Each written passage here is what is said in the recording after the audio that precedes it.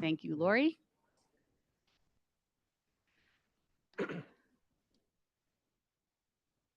All right, everybody's finding their spots again. All right. So I'm really, really excited to introduce one of our distinguished ISBM fellows, Raj Grewal. And he is from my area of the town. So he comes out of North Carolina at Chapel Hill, which you might remember is where we're planning to go next year. So we're coming to see you, right? And his co-author is Min Ding. Min is right here with us too. So let me tell you a little bit about Raj. He is the Townsend Family Distinguished Professor of Marketing and the Area Chair of Marketing at UNC Kenan-Flagler. His recent research explores critical areas such as customer relationship management, consumer search behavior, peer effects, agency theory, rational inattention, and customer value strategies. He teaches customer value strategies and marketing analytics in online and executive MBA programs, as well as a course on empirical economic models in the PhD program. Before joining UNC, he taught at very many prestigious universities, but the best one was Penn State and Indian Business School and Washington State and Wharton, but Penn State, yeah, and the University of Cincinnati. At Penn State, he was the Associate Research Director for the Institute for the Study of Business Markets. So we're so glad to have you back with us. And he advanced research in the intersection of business-to-business marketing and strategy, contributing to the development of insights that continue to influence today. So we're so grateful to have you back and for Min to be with us, and I'll give it to you. Thank you. Good afternoon. Can you hear me? Okay. Hey, Jerry, can you hear me? You're still up? Okay. So I want to start by thanking Lynn, Laurie, and Rand for inviting me and for organizing this event. So thank you very much. Big hand for them. Okay. I also want to thank them for giving me the nap hour. Okay. So you may ask, what am I doing here in the nap hour, right? That's a pertinent question, so we can have a back and forth. Min was supposed to be here as of 2 days ago, and I don't know what happened in the last 2 days. I'm standing here, he's sitting there, right? So if you see him napping, make sure that you wake him up, okay?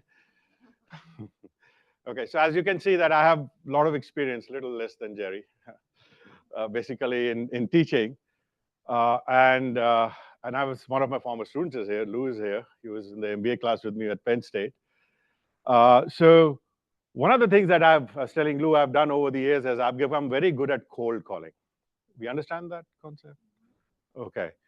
So if I cold call you, be ready, okay? Fair enough? Right? Okay. Okay, just making sure we understand we are on the same page. So, this is what I'm going to share. I don't know if you can smell, it is really fresh.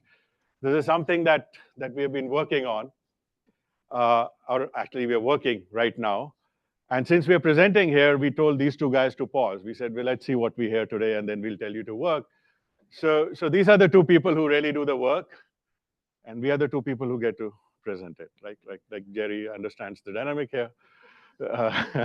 Basically, the reason my hair is white, and I'm doing it. Okay.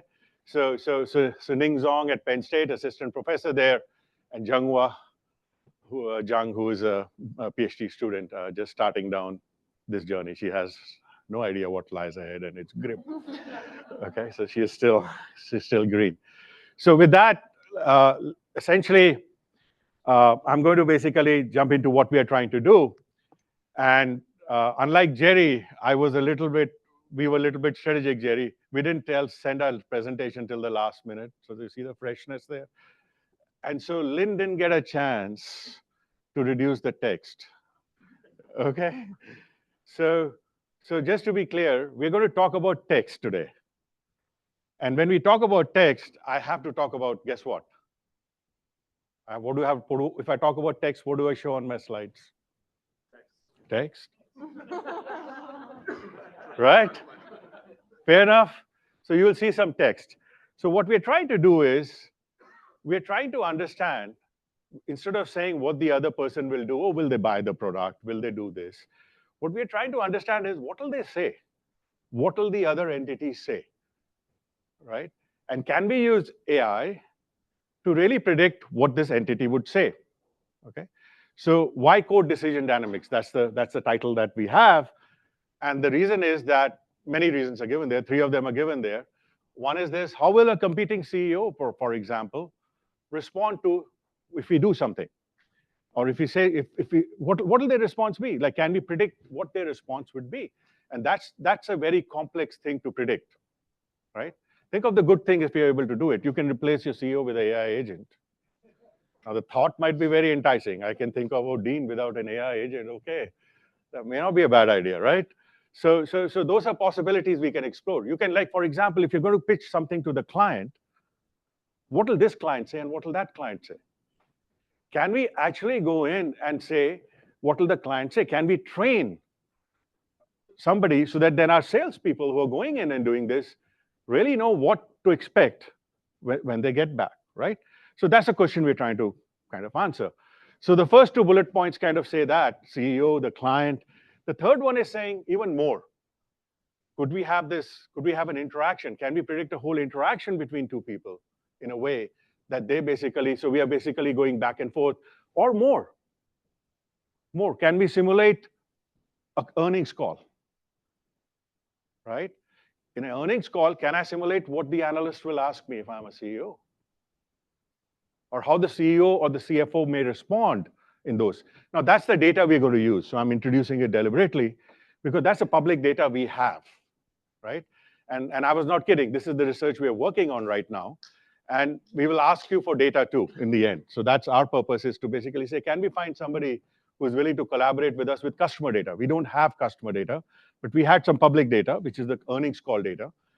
And we're going to basically use that, and I'm going to show you some findings as to what the machine said the CEO would say and what the CEO said. I'll put them next to each other, and you can try to figure out, okay, what it is there, right? And I'll also give you something on what a not fine-tuned machine would say. Like, going back to the previous talk, the AMS had fine-tuned their basically voice of the customer. If you did not fine-tune, then what would they say? So we'll go to that as well, per se. So that's basically why decode decision dynamics. The question is, how?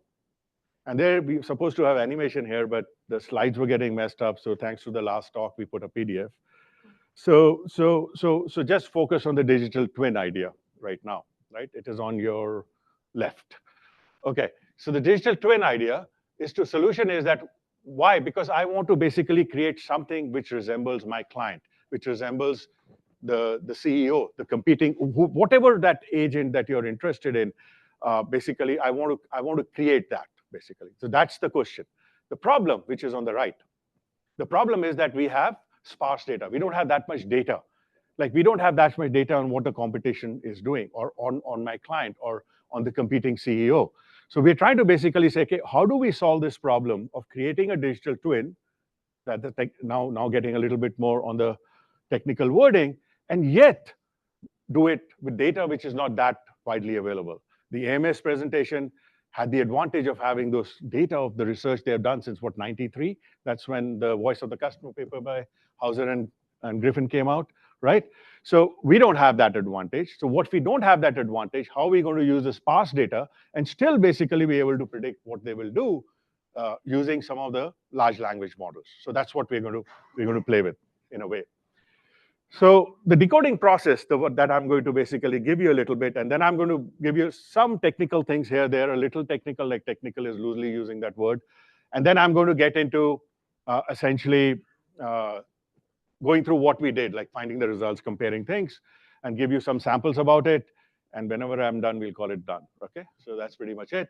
I welcome questions. So I welcome you to ask me questions back and forth. That's what I'm trying to basically induce here, because I just don't want to give a monologue. Like, I'm not used to it. I can't talk for that long. I don't have that big a brain. So we'll do that, okay?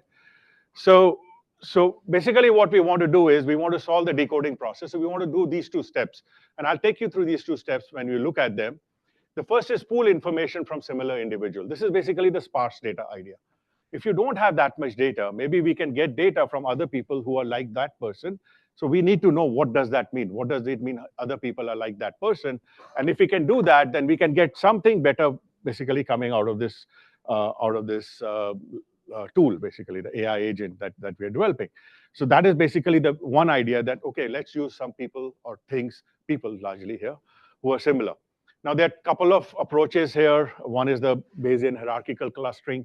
That's one of the approaches that one could use there and allow common patterns and similarities to emerge, and then you kind of use what people call shrinkage priors to do that.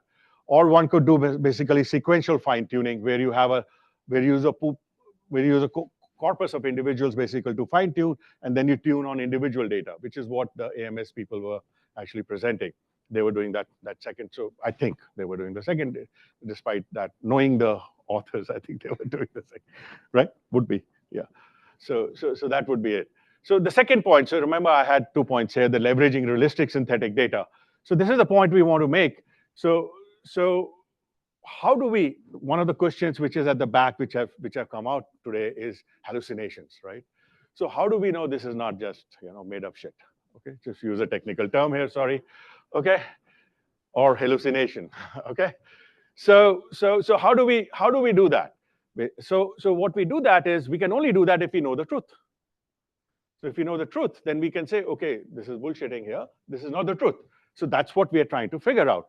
So for that, synthetic data is very useful. Synthetic data is also very useful, but synthetic means data that we will generate from someplace, and I'll explain it how. Synthetic data is also useful because we can then pretend, what if we only had a little bit of that data, like sparse data? Can we still reproduce what we think we should reproduce? Because we know the truth in some sense. Okay, so we're going to do that to basically train that agent to make sure that we do not hallucinate. The agent is not hallucinating. We don't have those kinds of issue. We're going to basically develop that thinking. And then we are going to fine-tune the model first on synthetic data. And you will see we are very good in fine-tuning with the synthetic data because we had a lot of it. And then we get to real data where the accuracy kind of falls. And that is where we are right now. We are right now working with the real data, and we are trying to basically see what to do. And for this presentation, we have run it through our 10 basically data points from 2 firms. One is a bank, and one is that other company called Apple. Okay, so that's what we are looking at. Okay, so then proof of concept I'm going to provide that this works. Basically, I'm going to show you. You could call them case studies if you want, but first one will be with synthetic data. Then it will be with real data essentially, and this is the publicly available real data. So the text starts. Okay, so just go through the major bullet points here, just to give you the process. So this is nothing basically to look at it. So we 50 simulated CEOs, okay, with profiles, and the profiles have 10 key demographics, and the demographics are given in this second bullet point here. If sorry, the click. We have no pointer. Okay. I know. You know how much these cost? Because I lose them on a monthly basis. Oh, that is. Huh? So age, for example. So age is one attribute, gender, so on and so forth. You see that stuff, right? So that is basically the different CEO characteristics.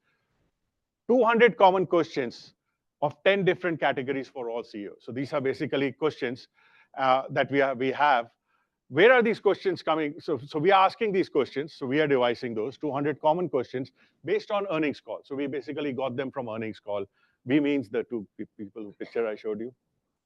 Okay, from the earnings call. So 200 common question with 10 different categories for all CEOs. These are the allocations in this, and I'll jump into some marketing related ones. Each CEO answers all questions. So there are 2 models we're going to use. The first model, the ChatGPT 4.1 mini, is we're going to give him, and it's going to generate the truth. That's what we're going to call is the truth, the true model. Okay? Then we're going to basically train a llama. Llama is a much smaller model, and we can download it on our PC, so you can seclude it and do all those kinds of things. It's an open source model from Meta, right? So we can basically train that to basically say, okay, now can you accurately predict what the GPT would have said? You see what I'm saying? So the GPT is generating the data for us, and the llama is trying to predict what the GPT would have said, and we are making this kind of a competition between, like, we're not making it a competition in the sense we are not telling the GPT to deceive the llama.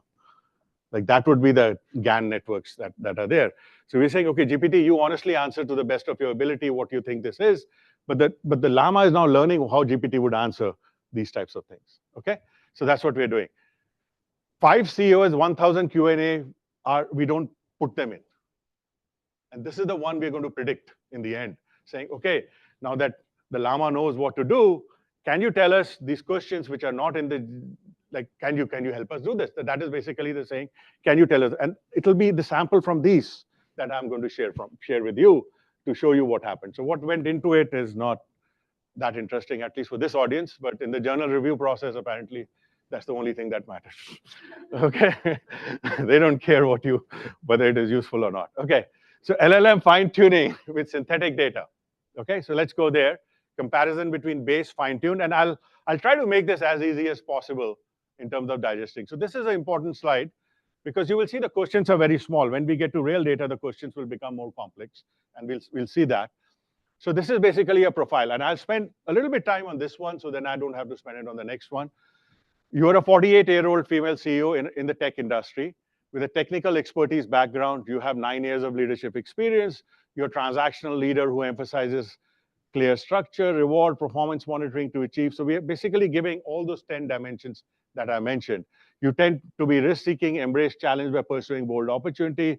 Your decision-making is intuitive, relying on experience and instincts to guide choices.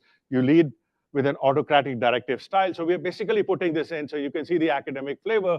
Then we can separate out where we work, where we don't work, and so on and so forth. And then we ask a very simple question. Can you break down the performance of the top 3 product lines? Okay, this is what the GPT had given us. Okay, I'll show you this again. Absolutely, when I look through our top product line, I focus on. So I'm not going to read this, but this is what the GPT gave us. Fair enough? This is what the untrained model gave us. And you can put the two together. Lou, you have it in your head, right? Both of them? Okay. You need to see them side by side, right? Yeah. Yeah, same here. So this is what the fine-tuned model gave us. Okay. Now, if you put the first two side by side, you will see there's quite a lot of difference. Okay. I'm going to put this one side by line here. Okay. So they're put side by side here. In fact, I'm going to make it much more easier. This is what I was doing yesterday evening when who was playing who? The basketball game. The Western Conference, Oklahoma City Thunder was playing. So this is that time. So here we go. So the colors actually try to match approximately whether they're able to predict the same thing or not. So unless you ask question, I'm going to finish much early because this is pretty much what we are doing. Okay. So let's just look at this a little bit. It says, so the true response is absolutely, when I look at a top 3 product line, I focus, and this I'm reading the yellow part, on clear metrics and outcomes to gauge their performance. It still starts with absolutely here. When it comes to the top 3 product line, and after that, I focus on clear measurable outcomes because that's how we drive results. Like eeringly similar. Okay. So we can then go, the second one, the blue ones, the UNC blue or the Penn State blue, whatever you want to call it. Our flagship AI-driven analytic platform continues to dominate, right? So flagship is here, flagship is there. Continues to dominate, and on the right, you see consistently delivers strong revenue growth, rigorous performance monitoring on the left, disciplined execution, which I oversee closely. So if you write flagship is here, consistently deliver growth, rigorous performance monitoring, I personally ensure that the teams adhere strictly to our benchmarks. Yes, sir. Oh yeah, you need to do that. Yeah. So I would be interested in knowing your true response is pretty detailed. You've got actual products, AI-driven analytics platform, blah, blah. The other one is product A, product B. How did that happen? How did you guide it, or how was it guided to an actual product, or at least the description of a product and the true response? When you have. So go ahead. Okay. So the corpus that was fed into it basically had some discussions related to this on this company, basically, right? So the discussion wasn't enough for it to figure out that it had the same product. And we will see this difference later on also. So when we'll talk about Apple, right? So sometimes the thing will say product ABC. It'll just label it because it's not able to guess. So in the prediction, what we are doing, and I have a slide which will show that, when we have a response which has been generated, we need to tell it what information to use most critically. So it goes back to 6 steps, because otherwise it becomes computationally more intense. Because it goes back 6 steps and it has some training, basically, it is not able to basically sometimes separate out the exact name, right? And when you get to real data, you will see this accuracy will drop a little, because what happens is sometimes the CEO will go into something which is unrelated to the question, right? And the AI doesn't do that, basically. It sticks to the question, basically. So we will see that divergence a little bit more. But here, this is what it is doing. That's why it's able to get to the product name. Yeah. So it doesn't know what the product lines are, per se, right now. So it's not able to give it a name. That's my understanding. Yes, sir. So I'm a little confused because you said you're going to do another of the true. So is this the true or simulated true? Simulated true. The true is coming, Jerry. Yeah. Patience, yeah. So I don't understand what is simulated true. So simulated true is what GPT is generating. So ChatGPT 4 Mini is generating data. We are feeding that data into Llama. So we're training the Llama model, right? So what GPT has generated is the simulated true. What we are feeding in to Llama, so this is what GPT has generated on the left. On the right is what the Llama said the GPT was doing. That's it. And remember, the question is very simple. The question here is, can you break down the performance of the top 3? Very simple question. It's not a complicated question. Does that help? No, now can you go back to the previous screen? Yeah, so the true response is a simulated true that you asked of ChatGPT. Yes. So what is the fine-tuned response? Fine-tuned response is the response of the Llama, which is fine-tuned on the GPT-4 data. I see. So this is the synthetic. This is the first step of the synthetic coding to see, can we train a synthetic model on synthetic data? So the real data is just about 5 slides away. Yeah, no, I'm just trying to understand this slide. Yeah. Because that is what it is. Typically, when we train and we ask it to predict, we're training on hundreds. I'm not understanding how you train on one. So not on one. So we train here. So now you see why academic life is not that. So we have 50 simulated CEOs user profile constructed on 10 key dimensions. That's one data set.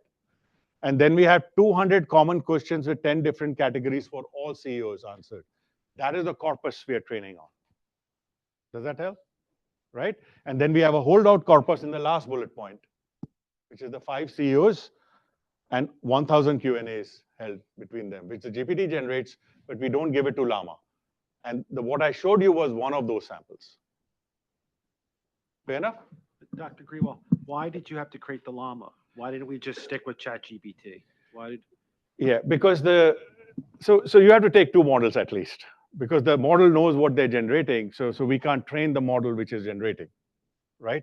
You have to train with the 2 model. So that was one thing. So we need 2. The other was that GPT-4 is a big model. It says mini, but it is still a really large number of parameter model. We also wanted to use something which is scalable.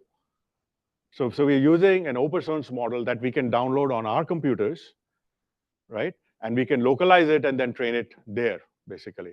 So this is something that, let's say if I want to give it to you, I can give it to you because this is an open source. GPT-4, I can't. So that was the other reason. And we wanted a smaller model just to see how well it does so that it is manageable. Otherwise, you need GPUs. That's something, like we are still in a university, right? So yeah, yes, sir.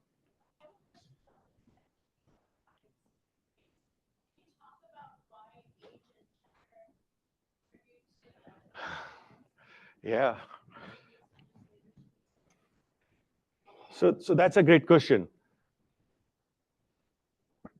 And I'll give you the honest answer. think of GPT-4. So GPT-4 is trained on all the public data till whenever their training ended. It was a year ago, roughly. Okay.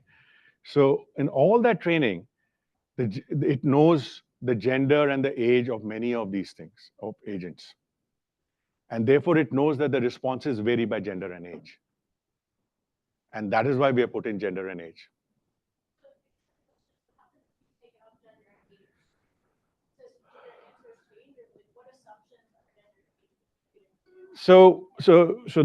Okay. So like a large language model, we don't know what they're contributing right now because we haven't taken them out. If we take them out and rerun it, then we will know what they contributed. So we haven't done that, but we can do that. But my belief is that what they're doing is that if you're basically feeding in a female or a male, it is relying more on the data it has on females versus males in devising its response. So that's the thing my feeling is. And in the end, we haven't run the experimental data analysis. I think we will find gender differences in AI response similar to the way we find in human response. That's our hypothesis. Yeah. Yeah. So our goal was to basically take all descriptive information available to put it in, basically. That's the reason we did it. Okay. As long as we don't have to run out, we're good, right? So, okay. Amber alert or something, right? Okay. We're good? Other questions? Let me try to bridge that gap for just a second. I'll give you an example. Well, there we go. This was a demonstration of why you should mute your phones.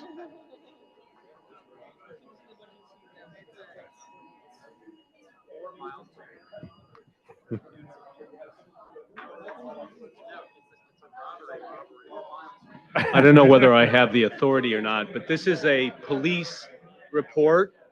It's not for this building or this site. It's a police report. Next It's building. like an Amber Alert. Thank you.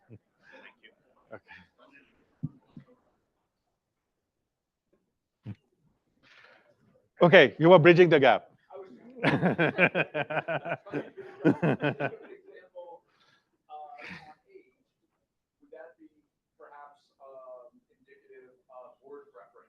Possible. Possible. Yeah. Might Yeah. use the word malarkey.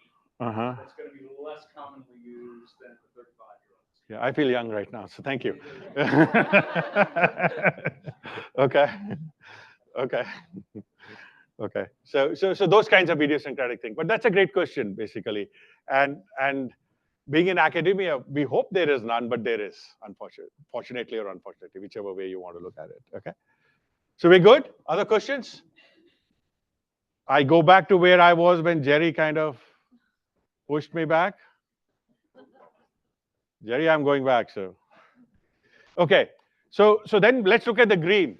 The second product, and it says product line B, so that's the difference that was pointed out. Thank you for that. Is more volatile and pushing bold updates. Aggressive pursuit of new opportunities, a riskier line. Instead of volatile, they're using riskier, and they're using, so similar kind of themes are kind of there to suggest that things are similarly. Now, let's look at the gray one. I actually ran out of colors which are not really, really bright, so on PowerPoint, sorry. So I thought, okay, gray may be better. So it says, I am pushing a more aggressive innovation, and on the left, and then what I've highlighted is monitoring their progress and rewarding milestones to keep momentum. So it doesn't say I am, it says we are pushing the boundaries in terms of technology, innovation technology, right? That swap there. And then setting clear expectations and demanding precision in execution. So quite a lot, really good. So this is one example. So let's take another look at another example, and then we'll go to real data, which and I have, I think, 3 examples there. So now this is a male, 39-year-old male CEO in a tech industry. You can see tech industry because that's where we started. Like we had to start somewhere. That's where we started. And like I said, this is fresh. So that's where we are right now. So we are making our way to other industries. With a technical expertise, background, 9 years of experience, you can go back and forth and look at all the things that we put in there. And it says, what role does branding play in your competitive strategy, essentially? Okay. So this is a question which is, again, a simple question. And again, I'll have the similar set of slides, I have the true response, then I have the baseline response, right? Then we have the fine-tuned response. And I don't do a baseline comparison, but if you, I can send you the slides, or Laurie can send you the slides. If you do the comparison, you'll see they're really apart compared to the true. So that's why, in the interest of time, I'm just doing that. And then this is the comparison side by side, and this is the highlighted comparison to make it a little bit easier here. So it's a true response is branding is absolutely central to a competitive strategy in the tech industry, where innovation is rapid and options are abundant. A strong brand serves as a beacon of trust and reliability for our customers, right? You look at the right, branding is critical component for a competitive strategy. The same thing, more or less verbatim. And this is in the tech industry where innovation, so it inserts up there because it directly influences. So that it's basically giving an explanation there. It says in the tech industry, where innovation cycles are rapid and products are becoming obsolete quickly, a strong brand acts like a stabilizing force. So trust and beacon of trust and reliability versus a stabilizing force, kind of giving a similar sentiment as there is. Okay. Then we go to the leadership perspective, essentially, which both pick up. So when this company people were talking, they talk about leaderships, I guess. So the leadership perspective picked up on both sides. And then on the left, we monitor performance metric closely to track how our branding efforts translate into market share and customer retention and data insights. Data insights maps to the data-driven approach there. Leadership perspective is caught, and then say we track engagement metric, customer retention rates, and market share. So a little bit more specificity on the right, but similar kind of a theme which is there, right? So this is kind of eerie in a way, because this is machines basically competing with one another in some sense, right? And the machines doing the job we do, but that is where we are in some sense. So we have to figure out how to live with these things. Yeah. So Jerry, there's a question quota, I think. Why do you say it's eerie? Because they are tapping the same data, right? So They are. So they're different programs, and they're probably designed the same way. So they'll come out with similar results. So are they tapping the same data? So the large corpus, so they may be trained on something different. That's one. But yet to some large extent, like 80–90% of the data is likely to be the same in the main training. In the data we give them, so we are basically training the llama on the response of the GPT, basically. So then the llama is trying to predict what the GPT response would be in the future. Yeah. So in that sense, okay. And then reduces uncertainty, operational stability, the green part there. Fair? Okay. So let's get to human data now. Okay. So now the data is going to come from humans in a way, and the llama is going to be the one. The llama that we fine-tuned using the synthetic data is going to basically be the one which is going to predict what is going to happen. So few things here. So what is the data here? So the data is basically, we have data which we have downloaded. We haven't used all of it right now. So I'm sharing, this is where we are in this research. And this is 6 months into the research, so it tells you the academic cycles, how it moves. We have a time frame from Q1 of 2010 to Q4 of 2024. We have all the earnings calls, transcripts that happened essentially in these quarters for the Fortune, S&P, 500 firms. Okay, so that's the corpus we have, and I'll be talking something about how CEOs think about marketing tomorrow, which uses the same data actually. Okay, so the data, there are two data sets we are talking about. One is the publicly company event transcript, which is the earnings call data that we have here. The source is Capital IQ through WORDS, the Wharton Research Data Services there, which universities have access to in a way. And then we have executive demographic and professional information. This also comes from another database in WORDS called BORDEX, and the detailed information on corporate executive, including their names, role titles, and so on and so forth. So since they have their names now, we can actually, in a question, put the name there. So we won't. The questions here will be asked by analysts. So it's not the questions we are asking now. It's the questions the analysts are asking in a way. And the analyst will say, hey, Tim, and we're talking, the Tim here is Tim Cook, basically. Know the person? Or at least know of the person, okay? So that's basically the way it'll work. Fair enough? Okay? So this is the LLM fine-tuning with real data. What we are doing, or what Ning and Junghwa are doing, is they merge the two data sets, basically, by company identifier and executive name. So the data sets they're merging, they're using the company executive data set, and matched with the period of tenure and all that information we have. Executive roles are defined, basically, and this role definition is that's a paper of mine which came out on the board of directors, basically, Ebbes German and Peter Ebbes, Frank German, and myself. So that's what defining. Those are the definitions we are using, and we have multi-term conversation. So what we are trying to do here is that, and you can see this profile prompt example. Your name is Lawrence, so this will be the profile we give, basically. You are a CEO. This is what we're telling the Llama. You're CEO with ID this. So the ID that the data set has remains with that individual. So when Tim Cook goes from a COO to a CEO, that ID goes with him. Okay, is that clear? So the ID is going with that. So ID is kind of a unique identifier for the individual, basically. But the company information is also there. And remember, the individual in a different role and or in a different company may respond differently. So that kind of a thinking could be there. And so you're the CEO, and the ID is just for the Llama of a finance company. So right now we have played with data of Apple and a bank, actually, of a finance company, and you're interacting with other participants at an earnings call on the date. So we're giving you the date, so it knows what is going on. Given the following conversation history. So what it is doing is it has a history of what has happened. And when this thing, so earnings calls, the way they happen is on the first part, the company is the CEO, the CMO, CFO, whoever is present there will come and give a basically, most likely the CEO will give the state and all. And then the Q&A session starts. So most of the earning calls are about an hour.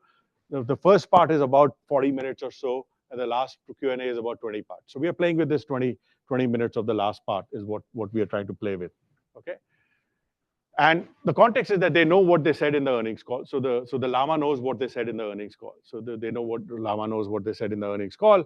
And the Llama also knows if this is the 10th question, it also knows what are the response to the previous questions, okay? And the Llama is not trying to predict what would this person say here, and it's largely relying on the previous 6, basically, to go back. The context is the cumulative conversation context trimmed by a moving window of 6 turns.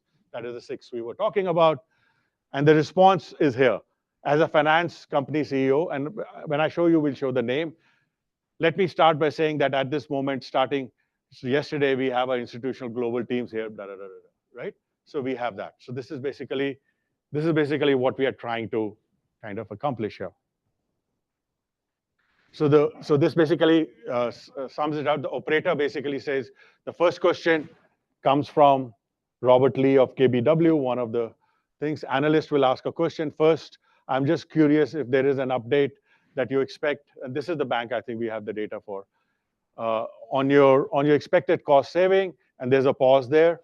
And if I remember correctly, I think over time, the finance company CFO replies, no change, and then the finance company CEO gives something else, right?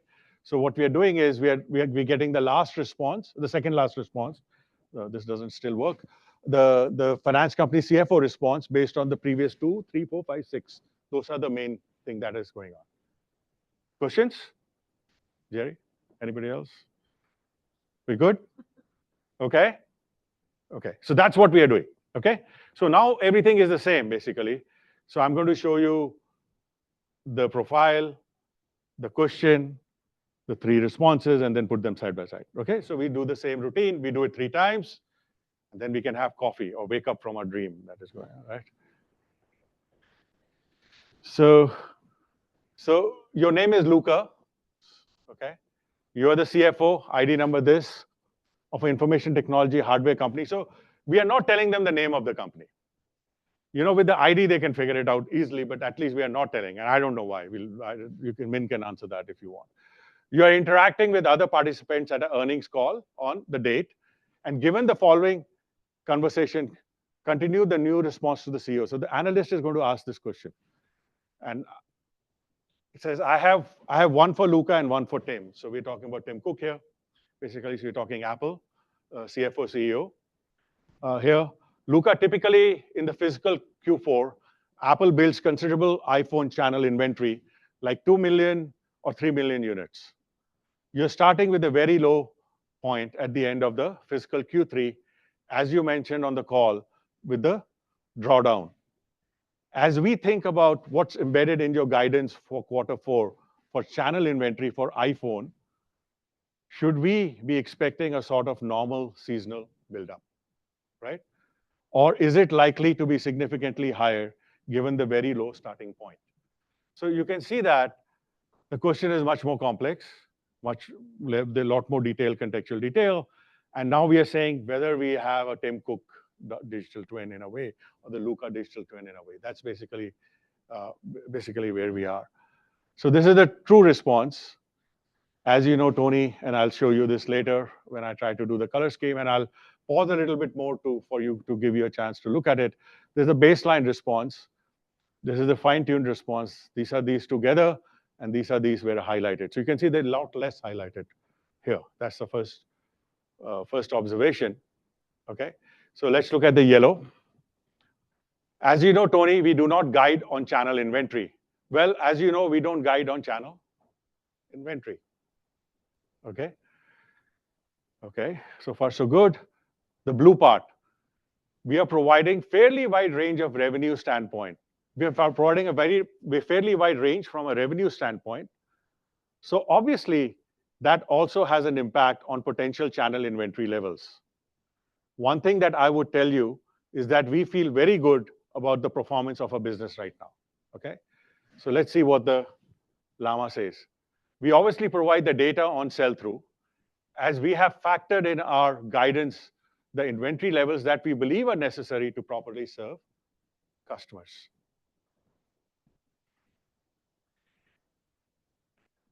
So far, so good. Right? Think about it for a moment and process it. So what happens after this? So the unhighlighted part, we think our services business will continue to grow well. So they go to something else. This is not iPhone, right? We have got a lot of momentum in iPad and Mac because we refresh the lines of these products. Watch and AirPods are doing incredibly well. So this is the Apple Watch. We are getting a lot of positive customer feedback. And I think that it is even performance in China. Tim had mentioned if he had, so it continues there. You see the GPT sticks to the knitting, if you read the right now, okay? And so that's what we have done. Keep in mind that we are also made a change in our reporting. So that was something that they had done, so which the GPT kind of remembers. I'll come to, give me a minute. We are now reporting the iPhone sales as a sell-through basis, and we are providing, so it goes, it basically sticks to the knitting, but just stays there. Yes, sir. I'm fascinated by the fact that there's some grammatical peccadillos that are in there that are the same. Like, for example, starting the sentence with the word and using the word so as the start of a sentence. Yeah. Or and so. Yeah. So it is getting the way they were talking. Remember, this is the earnings call. So this is the way we talk, right? And in the earnings call transcript, so how does the earnings call transcript? It's a recording, and some AI tool is now translating the recording to text, right? So the text is what we are feeding in, and it's the way people are talking. And I can start a sentence with and.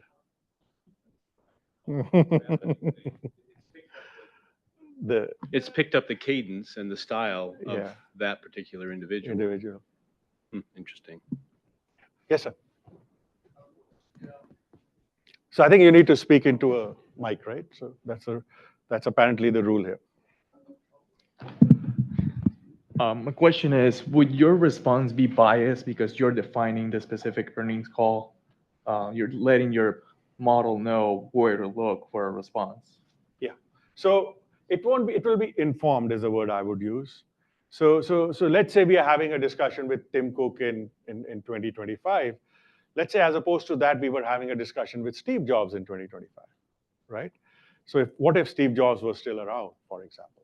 So we can simulate that, but then we have to tell them that this is 2025 because then they know what is going on happen. So the corpus is trained till a particular point. So we have to give it a point, basically. But it's a fair point as an academic exercise, and this is the kind of feedback we'll get. What if you take the gender away? What if you take the time away? So those are the kind of things that we will have to basically see what happens. What do we lose? What do we gain? So that's a good question. We haven't looked at it, but yeah, right now we think that informing it with that is reasonably okay to do. That's what we feel. Yeah. Yeah. Other thoughts? Okay. Okay. So let's look at some other examples, basically. So this is the second one. So this book, Tim Cook, actually. Your name is Timothy. So that's the way they decided to frame it. Your CEO, ID is given here, of an information technology hardware company. You're interacting, and this information technology hardware company is how they're classified in the corpus, basically. That's how Apple is classified. You're interacting with other participants at earnings calls, and again, a date is given, as pointed out. Given the following conversation history, continue the next response as the COO. So this is when Tim Cook is the CEO, right? So we are even telling the role to the llama. So analyst is, guys, in the past, you build materials for key devices has generally come down, and we need to know the question, otherwise we can't judge the response, right? So we need to know the question. Guys, in the past, you build materials for key devices has generally come down at the rate that's allowed for fairly healthy gross margin expansion over time. And I would say that this has generally been true for iPod refreshes in the past, iPhone refreshes, whatever. So there's some kind of a confusion here what that is. And I looked at it a couple of times, by the way, yesterday as well, but this is what it is. Is there anything different about the iPad that we should consider going forward that would make it difficult for margin to follow this historical pattern? And did you see some of this in the most recent quarter as well? Right? So that's the question Tim Cook is asked to respond to as a COO. And this is the true response again. This is so you can see the length is much shorter. Here the length is much longer. And here it is even shorter, I think. And then we can compare them. And I think I have, yeah. So say it starts with the white part. So we can start with the white part on the left here. Will margins consist of number of different factors like which directions the commodity is going? Here it is. Ben, it's Tim, so it's confused the Ben with the Bill. As you know, we don't give guidance past the current quarter, so I'll avoid doing that. So that's what this is saying. Where the product is within the product, so that is what Tim Cook is not saying, okay?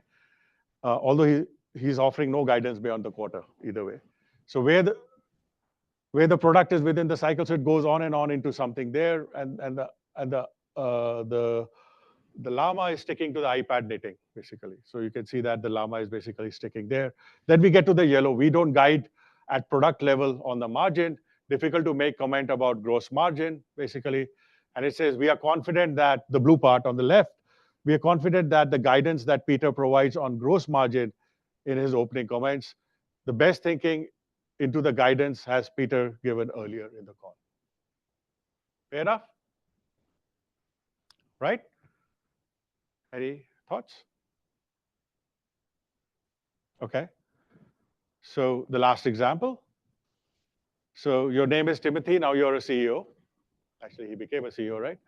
Or for information technology hardware, and now we're into 2013, essentially. So the analyst, okay. And then Tim, again, starting with and, so this is the thing you picked up very nicely, actually. And then Tim, kind of philosophical question, okay? But whenever you talk about what's important to the company, it always comes to great products being more important than more whatever. Wall Street's kind of in the more business. So I just wonder what kind of talk about your philosophy. I just wonder kind of talk about your philosophy, and if you can come up with a couple of really great products. Maybe they provide enough growth, maybe they don't. But you don't seem to be focused on the kind of financial metrics and growth projections as a lot of companies are. Maybe tie that a little bit into your functional organization. Does that limit how the company, how many products you can actually take to the market over time? So a few observations here, and I welcome your observations. If you only read the question, it is very unclear, right? We don't have the whole context of what happened till then in that earnings call. Fair enough? So for us, it is like, what the hell? What do you want me to do? So that's one thing, okay? Now the GPT is also trying to answer this question, but GPT has that access to that information, right? Sorry, GPT was wrong, the Llama. Llama is trying to answer the question, and the Llama has access to that. Fair enough? So keep that in mind. So again, the same drill, true response, then baseline, and this is the fine-tuned, and this is the comparison, this is the colored, okay? And what we have done, this is why we had to use text, because we had to cut and paste, because we could not just cherry pick, otherwise it won't give you. So let's read the yellow part. Make great products, we have make great products, right? We focus on that and do that really well. So, and we think that if we focus on that and do that really well, we have, well, that the financial metrics will also come. What is it? The financial metrics will follow, right? So if we make great products and we sell them, rest will take care of itself, and that's what basically both of them say. Then the blue part, and if we don't see those two things being mutually exclusive, we see the two things being mutually exclusive, and so we don't get too distracted by the day-to-day movement. So that to me was a little bit of a judgment that, okay, maybe they're hitting the similar thing, that we are not looking at day-to-day financial market movements, so as long as we are doing the right thing, right? Then they veer basically off. And it says, we see them as having great overlap. And if I think, so Tim Cook gave a shorter response here than he typically gives, is what it tells me, right, to such question. But the GPT basically gave the typical response that it gives and went on a little bit, which is not really that informative, but it is like, I'm happy we are doing what we are doing, whatever that means. Fair enough? Okay, so what's next? So this is the CEO things. We are working on a few things on which are very academic oriented, like what does validity mean in this context? And Jerry's questions were targeting that in a way. So we're working on those kinds of things. We're trying to basically understand those there, and how would we assess validity? So those kinds of, can we quantify it? Can we have a metric for it? So those are the kind of thing, academic exercises that we just started working on about a week back when we had this last call with the other two. But what we are also looking into, and that was one of the reasons when I spoke to Lynn, and we're coming here, is basically to see if we could get data, if somebody is interested in fine-tuning the CRM, basically, because this is not marketing, basically, what we are doing. So if we have to publish it, we won't go to a marketing journal, we'll go to some other business journal. But for a marketing journal, this is what we are looking at, and our main interest is the textual data. So there are a lot of firms which record data on the interactions between the salesperson and the client or the customer, and that data exchanges come in, and that helps us fine-tune a model to basically say, okay, what will it do? So this is basically, we're willing to work with someone just to get access to that data, as long as we are allowed to quote unquote publish it in an academic journal. So any interview data you may have, preference data, decision-making style or process style on the client, personal profiles. Remember, we were using demographic experience and those kinds of information that you may have of the particular. So think about if you're selling a complex organization, you may have data on the interactions with purchasing, with the engineering, with the R&D, and those different data sets can then inform saying, okay, if we go and put this across, how will purchasing react? How would R&D react? How would the manufacturing react? So those kinds of things. And the question they asked at the specific product service and reactions given. So if people have this kind of data, then it is possible for us to fine-tune it. As academics, we can just work on basically publicly available data without collaboration with organizations. And in the past, I've worked in collaboration with organizations, including ISBM member firms, actually. We published about 5, 6 papers where the data came from ISBM member firms before in the Ralph era, Ralph Oliver era. So, okay. This is a pitch what we are going to do tomorrow. Min and I are going to share other research, which is actually done very close to submission. It is advanced. What we are calling, we're going to call it SMILE, Strategic Marketing Leadership Emphasis.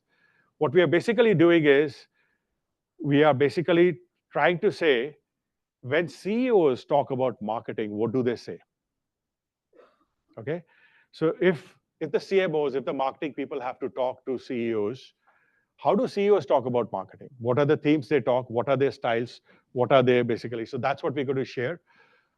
We have done it for Fortune 500 company. We have 3 ISBM member firms, Danaher, Sherwin-Williams, and DuPont in our data. So I'm going to share what their data shows as well, right? In addition to some of the other firms that we have looked at, which are non-B2B firms, or they are B2B firms, but in the tech sector and others that we have, basically. So that's the CEO types. What we are hoping to do further in the follow-up project to that is use AI to trade a twin again, borrowing from this, a digital twin of the CEO type. And if we can train a twin of the CEO type, we can do, what if you had a different CEO? What would that CEO have made a decision? And now think of it, if you have to basically, if you're a CEO, this becomes your advisor as to how you can basically go about doing things, right? So that's where we are trying to take this in the next kind of a project which will follow this, okay? So thank you. Suggestions, collaborations, welcome. We can go grab coffee. I can answer questions. And I don't know what time is left or not, so, okay. About 5 minutes, so we have Oh, time really? if there's any more questions. Okay. But you were taking them as you came. Oh, one from the back there. Yes, Jerry. So this was fascinating. But what was your goal in this first part? I can see the goal in the subsequent Yeah. slides. I've forgotten the first few slides. So what was your goal and what is your takeaway? Okay, thank you, Jerry. So this is how the academic starts, right? It was but thank you. So our goal was simply to say, so we wanted to basically predict what the other person will say. So there are basically the applied goal is to basically predict what the person would say, so that we can say. So you can think about, we can use it for training. You can use it instead. That is a possibility.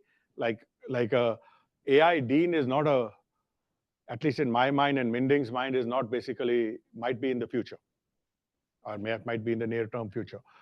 Okay, or at least an AI dean assistant would definitely be there. Similarly, an AI assistant for the CEO. That was basically the goal we had for the practice side. For the academic side, we basically wanted to go beyond all the research which is done, the ones you cited, Jonah Berger and others.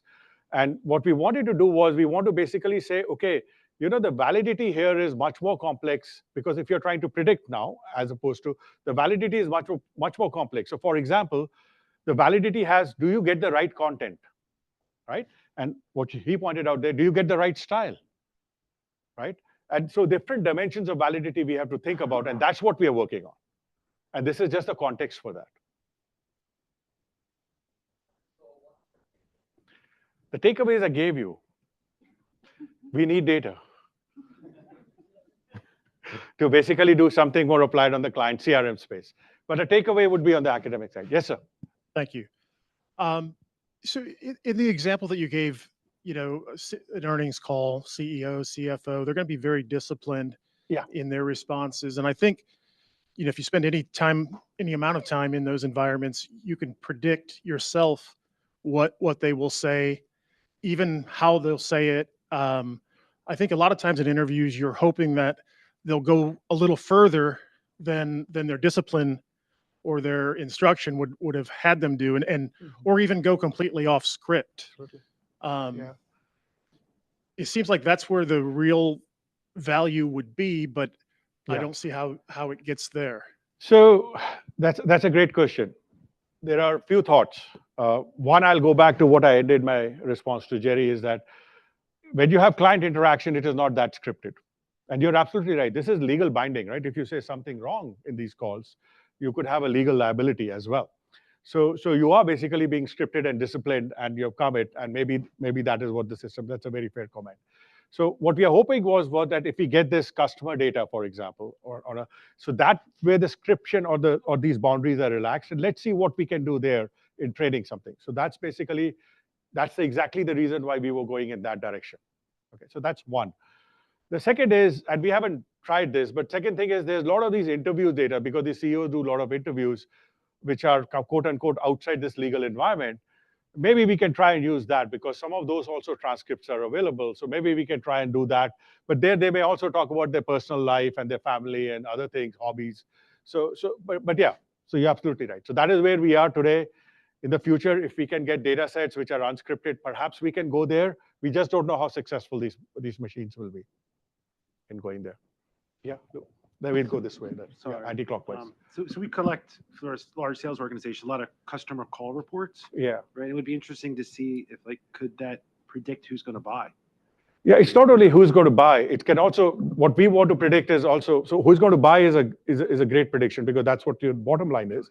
We also want to predict what your sales calls may go like. And if you can anticipate that, then you can modify your sales call to basically, so what questions may come up, how would I answer, what would I have answered that as, and then how would I go about, so that's basically where we are trying to go.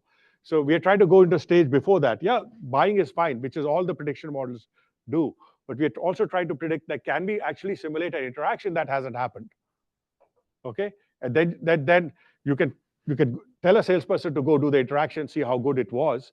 But then you can also say, okay, we anticipated this. In the future, if we use this to anticipate, can we then tell you how to basically better handle it in some sense? So we can do that too. There was a question here. Yes, sir.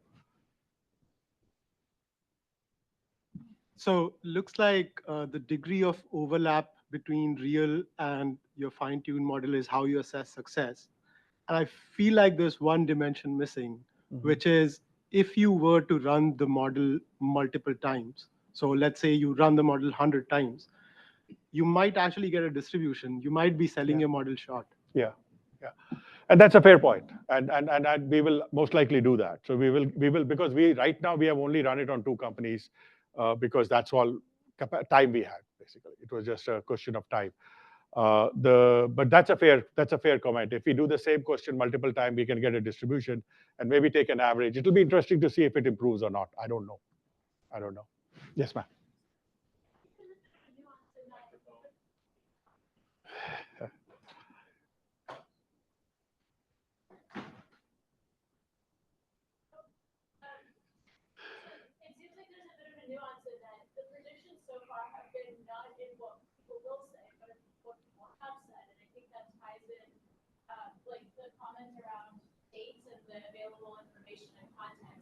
Okay. Thank you.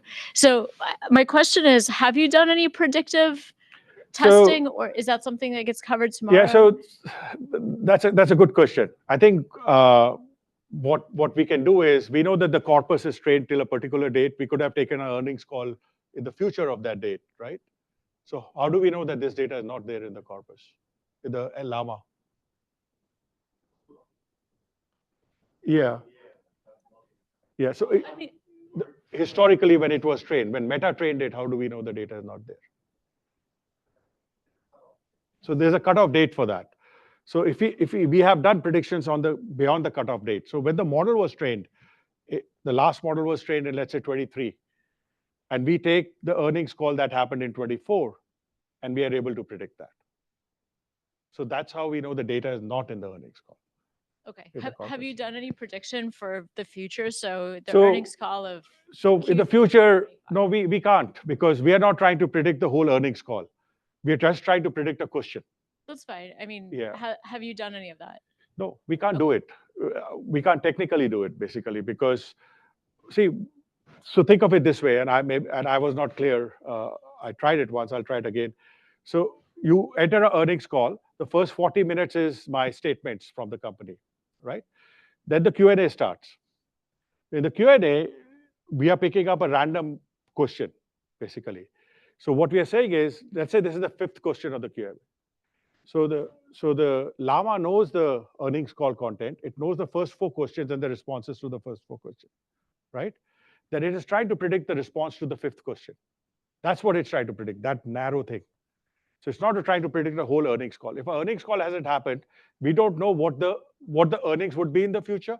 Like, I don't know what will Apple's earning call be in 2026. I don't know what questions will be asked. So how can I predict the answers? I would just guess at the question. But Okay. that's fine. You've answered my Yeah, question. Thank you. yeah. But that's a really hard task. What we are doing is people haven't done it.